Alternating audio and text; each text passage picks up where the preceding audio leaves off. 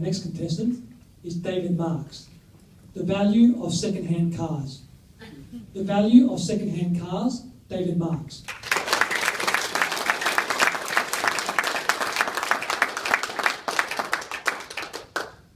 Would you buy an old car with bad brakes, bald tyres, rust, dents and a noisy exhaust?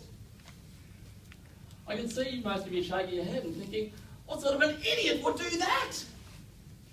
Well, in my defence, it was a bargain. Mr. Toastmaster, fellow Toastmasters, and anyone that's paid cash for a second-hand car. 1983, I was 16 and dreaming of the freedom that my own car would bring. As a student, owning my own car seemed as likely as having Miss Universe as my driving instructor. I really wanted a car. Dad, please buy me a car. You won't have to pick me up from training or take me to games on the weekend. You don't have a clue. Cars are expensive and you're not getting one, buffhead. Christmas time, the opportunity of my life came skidding across the front lawn in the form of a 67 Holden HR panel van. The really confused bloke who came to the wrong address was in a big, big hurry. I was savvy. I had the gift of the gab. I bought it off him for only $242. This was an opportunity too good to be true and would show my dad that I was intelligent, decisive, and I did have a clue. Every car needs a name. Mine was Rusty. I rushed home from school every day to make repairs to Rusty, hammering out dents, cutting out rust, and filling up holes. After I sanded it all back, I secretly borrowed Mum's prize, top of the line, Hoover, Platinum, triple G-force vacuum cleaner, and spray painted the car. With a $5 spray attachment and a bucket of old yellow paint my grandfather had left over from the war. Now, can you keep a secret? Shh, Mum's up the back. The vacuum cleaner was completely wrecked and I had to throw it out. But it was worth it. The car was now much safer. The advanced structural properties of the aged yellow war paint seemed to hold all the panels together. The big day finally came.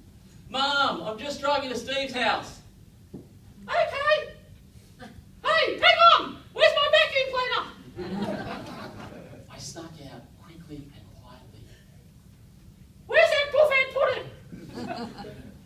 My dad always says it's important to go through a checklist each time before driving. P plates attached, check. Seatbelt on, check. Window down, elbow out, looking cool, check. I was finally free, cruising the streets and looking pretty cool. The value of second-hand cars. Uh-oh, Rusty starts coughing and wheezing as if she has Burmacui bird flu. I try to coax her along, but she's too sick, too weak. She flatlines and dies on the side of the road. I need to get help. It takes 20 minutes to run home. I was very fit back then. Dad, I need help. My car's just died. What have you done, you buffhead? I don't know, Dad. She just died. We drive to where I left the car. Oh my God, Rusty's gone. Someone's stolen her. My caring dad. Who'd want to steal an old rust bucket like that? I'm fighting back the tears. Dad points. Isn't that your car, buffhead? Yes! Rusty rolled down the hill across the road and she's hiding in the bushes. Second-hand car, second-hand handbrake. We drive down to Rusty where Dad performs very detailed, very technical checks before he delivers his expert diagnosis. The car's out of petrol, buffhead.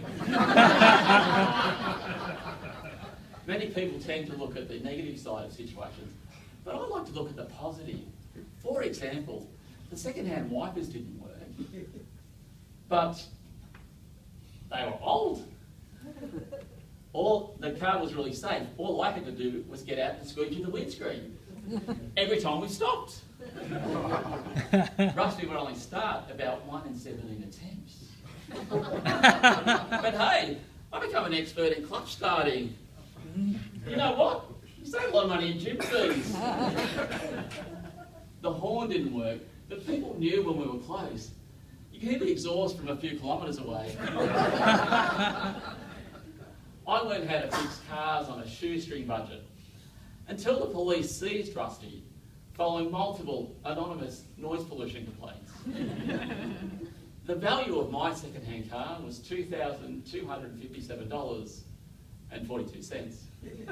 That included tyres, brakes, and a very expensive replacement, top-of-the-line, Hoover, platinum, triple G-force vacuum cleaner. Do you see your car as a status symbol or simply as a way to get from A to B? I think my dad now knows the value of second-hand cars. Recently he phoned his mechanic and complained. I've been talking with my son, and he's convinced me that your professional service prices are outrageous. The mechanic was furious. He had steam coming out of his ears.